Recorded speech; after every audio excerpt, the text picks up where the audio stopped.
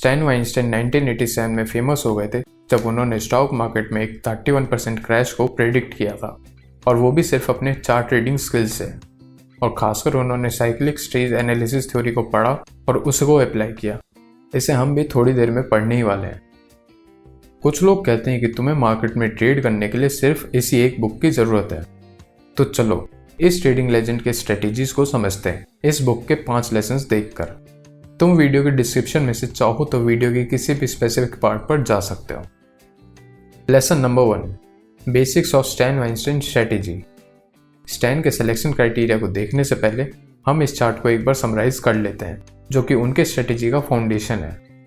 सबसे पहले हमारे पास ये एक ट्रेडिंग रेंज है, जहाँ स्टॉक प्राइस एक साइडवेज मोशन में सपोर्ट और रेजिस्टेंस का एक चैनल बनाता हुआ चल रहा है। फिर हम देखते हैं कि प्राइस सपोर्ट लाइन को तोड़कर बाहर निकलता है, एक पुलबैक देता है और फिर अपने 30 वीक मूविंग एवरेज के नीचे प्रॉपर डाउनवर्ड मोशन को कंटिन्यू रखता है। अब फिर से हम देखते हैं कि प्राइस ट्रेडिंग रेंज में एंटर करता है, लेकिन इस बार वो रेजिस्टेंस लाइन को तोड़कर ऊपर बाहर निकलता है, एक थोड़ा सा पुल बैक, और फिर अपने 30 वीक मूविंग एवरेज से ऊपर अपने अपवर्ड मोशन को कंटिन्यू रखता है। स्टैन ने बुक में और भी डिटेल दी है, लेकिन 3 की पॉइंट्स हैं जो तुम्हें याद रखने चाहिए। पहला कि जितनी ज़्यादा देर तक स्टॉक ट्रेडिंग रेंज में रहेगा उतने ही ज़्यादा चांसेस होंगे कि वो स्टॉक रेजिस्टेंस से ऊपर की ओर निकलेगा। दूसरा, ब्रेकआउट के पॉइंट पर वॉल्यूम एक्सपेंशन जितना ज़्यादा होगा सिग्नल उतना ही ज़्यादा बुलिश होगा। थर्ड, बाय करने के लिए स्टॉक का प्राइस 30 डे मूविंग एवरेज से ऊपर होना ही चाहिए। चलो अब स्टैन की स्टेज एनालिसिस थ्योरी देखते हैं। Cyclic stage analysis theory. Stand कहते हैं कि किसी भी स्टॉक को इन 4 मार्केट स्टेजेस में से एक में होना चाहिए, और यहाँ ट्रिक हर एक को पहचानना है। यहाँ हम स्टेज 1 देख सकते हैं, इसको बाइसिंग फेज कहते हैं। Stage 2 advancing phase, stage 3 the topping phase और stage 4 the declining phase. Stage 1 और 3 इंडिकेटर्स हैं कि एक इक्विलिब्रियम बन चुका है और अब स्टॉक प्राइस साइडवेज फैशन में चलेगा। ये 30 वीक मूविंग एवरेज लाइन के फ्लैट होने के साथ दिखता है। स्टॉक खरीदने का प्रेफर्ड समय आमतौर पर इस हरे डब्बे के अंदर होगा। हालांकि खरीदने का सबसे बढ़िया समय खोजने के लिए और भी ज़्यादा सोचने की ज़रूरत है। कई मामलों में स्टैन जिस समय को खरीदने का बेस्ट समय मानते हैं वो ये है स्टेज 1 के एग्जिट का समय, और खरीदने का कम प्रेफरेबल समय यहाँ है इस जोन में।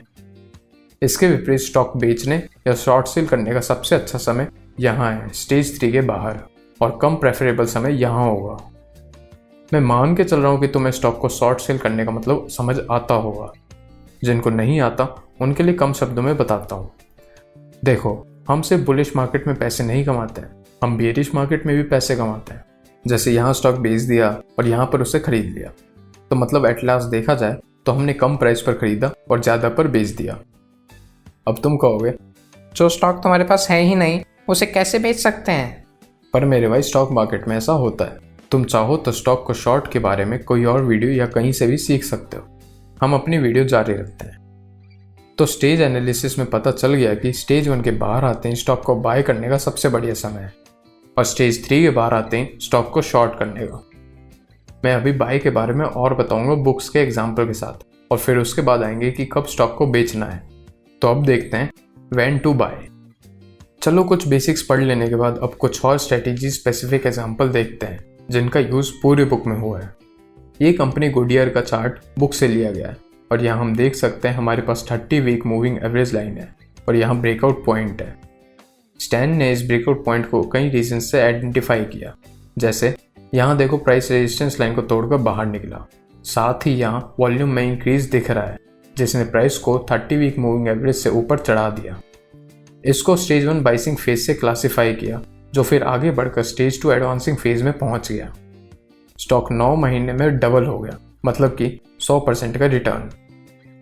चलो फिर से, ये एग्जाम्पल भी सीधे बुक से उठाया है।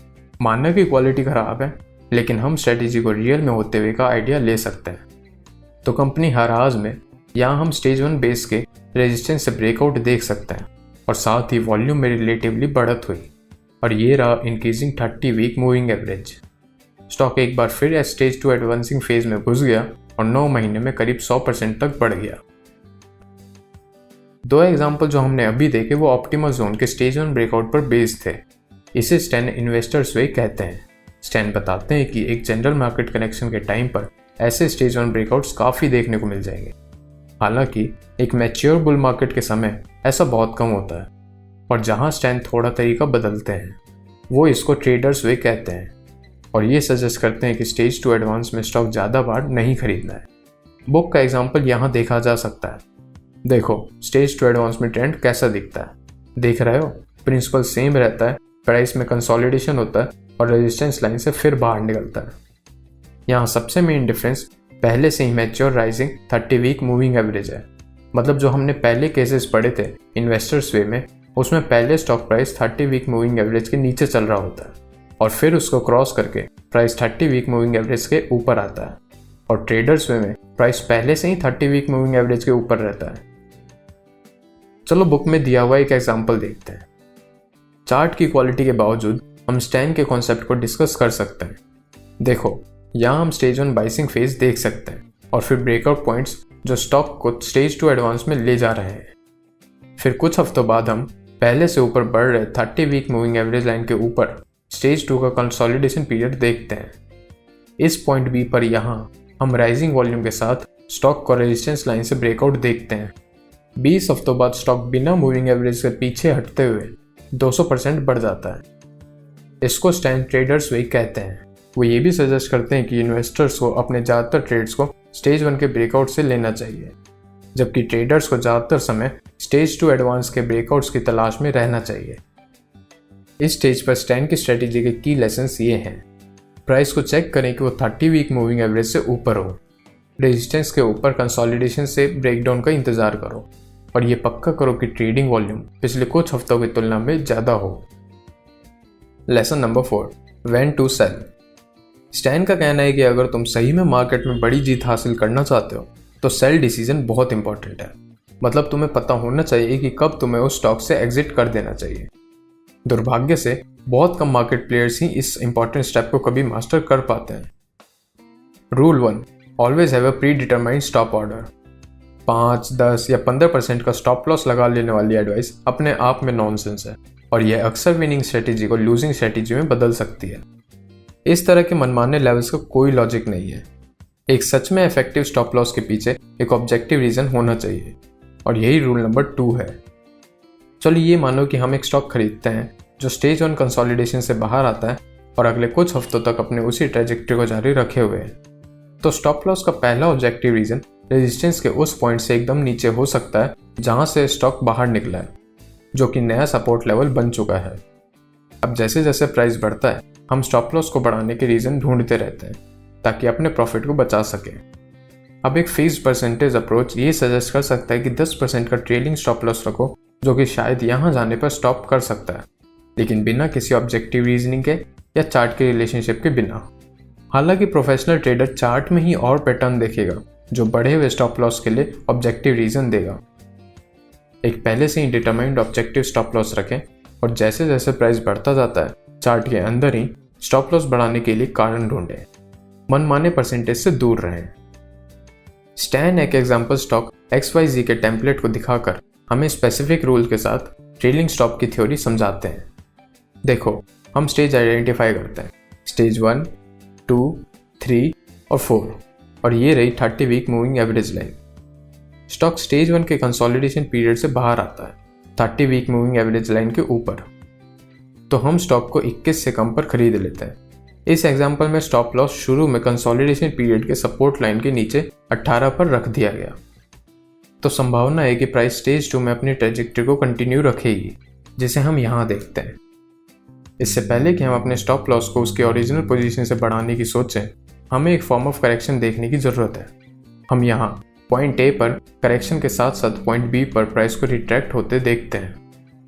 हम प्राइस को वापस उसके रीसेंट हाई पर जाने का वेट करते हैं, और जब वो वापस अपने रीसेंट हाई पर पहुंच जाए उस वक्त हम अपने स्टॉप लॉस को बढ़ाते हैं। स्टैन स्टॉप लॉस को 30 वीक मूविंग एवरेज और लास्ट रिट्रेसमेंट के जस्ट नीचे मतलब पॉइंट सी पर बढ़ाने का सजेस्ट करते हैं। अब देखो हमारे पास 2 लेयर ऑफ डिफेंस है, एक रिट्रेसमेंट बाउंस से बना हुआ सपोर्ट लाइन और साथ ही 30 वीक मूविंग एवरेज लाइन। हम इसी तरीके से स्टॉप को पॉइंट ई, जी और आई पर बढ़ाते रहते हैं। अब हमें अगली ऑब्जर्वेशन जो करनी है वो है 30 वीक मूविंग एवरेज लाइन को फ्लैट होते और स्टेज 3 को बनते देखना। स्टेज 3 को हाई रिस्क माना जाता है, और रिस्क मैनेजमेंट को कड़ा करने की ज़रूरत होती है। इस स्टेज में स्ट्रेटेजी थोड़ी बदल जाती है। स्टॉप को 30 वीक मूविंग एवरेज लाइन के नीचे रखने के बजाय हम स्टॉप को उसके पहले रिट्रेसमेंट की जगह पर लगाते हैं। यहाँ देखो के पर प्राइस धीरे धीरे अपना मोमेंटम खोने लगता है, पर स्टेज 2 में बड़े स्केल पर रिट्रेसमेंट होने से पहले ही तुम स्टॉप लॉस के कारण बाहर आ जाओगे। स्टैन कहते हैं, move out of your position with surgical precision just as you entered it with your buy stop, and since a stock usually drops very rapidly when it moves into stage 4, you will get out before the pain begins. Book में से stock skyline Corp का एक पुराना chart लेकर stand ने इस theory को दिखाया है। हालांकि तुम चार्ट की क्वालिटी पर क्वेश्चन उठा सकते हो, पर चलो देखते हैं स्टैन क्या सिखाना चाहते हैं। स्टैन सजेस्ट करते हैं कि यहाँ पॉइंट बी पर एक एंट्री देख सकते हैं जो 30 वीक मूविंग एवरेज से ऊपर थी, और इसके बाद पॉइंट ए पर इनिशियल स्टॉप था। फिर जब स्टॉक स्टेज 2 में आगे बढ़ता है, तब हम अपने स्टॉप लॉस की पोजीशन को बढ़ाने के लिए टेम्पररी पुलबैक्स की तलाश करते हैं। इस रास्ते में ही हमें कई पुलबैक्स दिखते हैं और साथ ही उसके बाद नई ऊंचाई पर उलटफेर करते हैं। हर एक पुलबैक पर स्टॉप को उठाया जाता है, सीधे प्राइस लोज और 30 वीक मूविंग एवरेज के नीचे। स्टॉक आखिरकार स्टेज 3 कंसोलिडेशन के अंदर आने लगा, 30 वीक मूविंग एवरेज लाइन के फ्लैट होने के साथ, और फिर जल्द ही नीचे गिर गया। स्टॉक को बेच दिया गया और स्टॉक प्राइस ने स्टेज 4 में अपनी गिरावट जारी रखी। अल्टीमेटली स्टैन ने पूरे रास्ते पर अपने प्रॉफिट्स को प्रोटेक्ट करते हुए काफ़ी प्रॉफिट निकाल दिया। एक सिंपल पर इफेक्टिव कॉन्सेप्ट। तो अगर लास्ट में सिंपल भाषा में बताएं तो हमें हर पुलबैक पर अपने स्टॉप को 30 वीक मूविंग एवरेज के नीचे बढ़ाते जाना है, जब वो पुलबैक के बाद वापस से अपने हाई पर पहुंच जाए, और फिर 30 वीक मूविंग एवरेज लाइन के फ्लैट होने का और स्टॉक का स्टेज 3 में घुसने का वेट करना है। जब वो स्टेज 3 में हो तो फिर हमें 30 वीक मूविंग एवरेज लाइन के नीचे स्टॉप रखने के बजाय पहले रिट्रेसमेंट पॉइंट पर रखना है। चलो अब स्टॉक को शॉर्ट कहाँ और कैसे करना है वो देख लेते हैं। Where to short.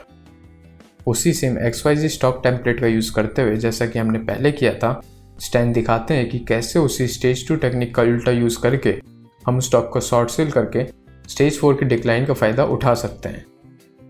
हम जानते हैं कि 30 वीक मूविंग एवरेज लाइन के फ्लैट होने पर, सपोर्ट लाइन के टूटने पर यहाँ हम अपनी पिछली लॉन्ग पोजीशन से बाहर निकल गए होंगे। स्टैन सजेस्ट करते हैं कि उसी सेम टाइम पर हमें स्टॉक को शॉर्ट सेल कर देना है और अपने स्टॉप लॉस को लगाने का एक ऑब्जेक्टिव रीज़न देखना है, जो कि हमें यहाँ रिट्रेसमेंट पर दिखता है। पहला एक्शन जो हम देखते हैं वो एक गिरावट है, और उसके बाद रिट्रेसमेंट और फिर एक और गिरावट। स्टॉप को फिर हर एक रिट्रेसमेंट के हिसाब से नीचे की ओर ले आया जाता है, ये पक्का करते हुए कि उसकी पोजीशन गिरते हुए 30 वीक मूविंग एवरेज लाइन से ऊपर है। फिर किसी वक्त 40 वीक मूविंग एवरेज लाइन को फ्लैट होते देखते हैं, जिसमें प्राइस कंसोलिडेशन पीरियड में साइडवेज मोशन में होता है, एक रेजिस्टेंस लाइन बनाते हुए।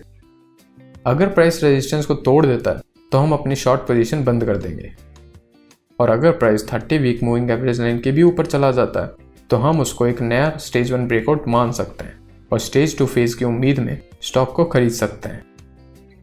स्टॉक डाउ केमिकल्स के माध्यम से एक और वर्किंग एग्जांपल शो किया गया है। अब हमें हर एक स्पेसिफिक एस्पेक्ट से गुजरने की ज़रूरत नहीं है, ऐसे भी सेम ही प्रिंसिपल अप्लाई हुए हैं।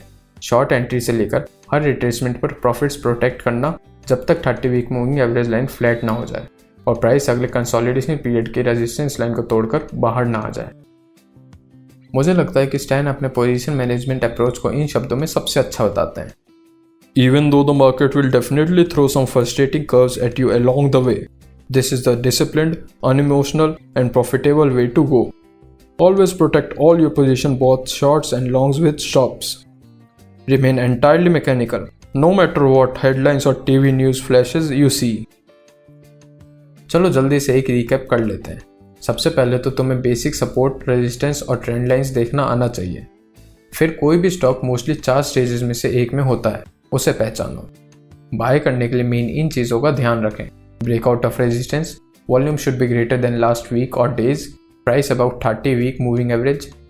अपने सेल डिसीजन में महारत हासिल करना सीखो, सही जगह पर अपने स्टॉप्स को लगाना और टाइम टू टाइम उनको ऑब्जेक्टिव रीजन के साथ बढ़ाना सीखो। स्टेज 2 के टेक्निक्स को उल्टा यूज़ करके स्टेज 4 के डिक्लाइन में शॉर्ट सेल का फ़ायदा उठाओ। चलो बुक के दूसरे सेक्शंस के क्विक नोट्स ले लेते हैं जो तुम्हें ज़रूर पता होने चाहिए और जिन्हें तुम बुक खरीदकर और अच्छे से डिटेल में पढ़ सकते हो। स्टॉक सिलेक्शन में स्ट्रॉन्ग इंडस्ट्री ग्रुप्स की तलाश करें, इंडस्ट्री ग्रुप्स को डाइवर्सिफाई करो। स्टॉक के स्टेज 4 डिक्लाइन में एंटर करने के हिसाब से शेयर्स को शॉर्ट सेल करो। स्टॉप लॉसेस का यूज़ करो और सपोर्ट और रेजिस्टेंस के स्ट्रक्चर के अंदर उन्हें सही से रखो। और फाइनली एक स्ट्रॉन्ग ब्रेकआउट के बाद पुल बैक पर स्टॉक खरीदो। तो कैसी लगी आपको ये वीडियो, हमें कमेंट करके ज़रूर बताएं। अगर आपको ये वीडियो पसंद आई हो तो इसे लाइक करें और शेयर करें। और ऐसे ही इन्वेस्टिंग, ट्रेडिंग, मनी मैनेजमेंट और पर्सनल फाइनेंस से रिलेटेड वीडियोस देखने के लिए हमारे चैनल को सब्सक्राइब करें। देखने के लिए धन्यवाद।